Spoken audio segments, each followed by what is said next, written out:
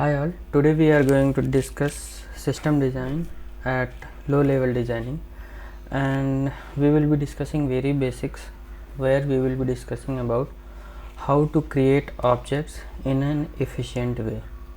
So examples and all those things will be mostly from Java. So let's start. So one of the traditional way of creating new objects is you can have your public constructors, and invoking them you can create new objects. So you can have several constructors as well, which will be overloaded with the parameters, and you can create different kinds of objects. But there is a better way to create new objects in Java, so let's try to find out that.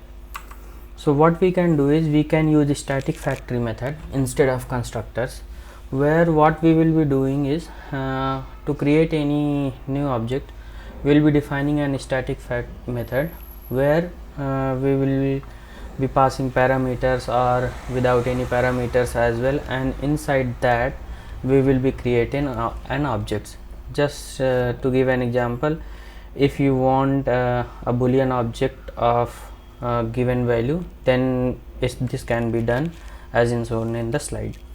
So now let's try to find out that what will be the benefit of that. Benefit of this will be you will have a name whenever you are creating an object. Sometimes what happens, if overloaded constructors are there, someone is calling them with one, they wanted to call with one parameter and they ended up calling with two parameters, or they wanted to call it with two parameters and they ended up calling with one parameter.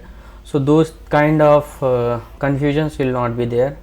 Clearly that particular method will have its name, and it will be giving an information that what that particular thing does. Just to give an example, so suppose from an instant epoch you want to create date, then it's from Java also uses these things in their inbuilt classes. So in a date class you can have date from instant, it will give you an date object. Just for if you want to have new array, then you can have array new instance. So here you can see that we are creating objects but they have a name. So they have a new instance, they want to create something from, that's how they have given it.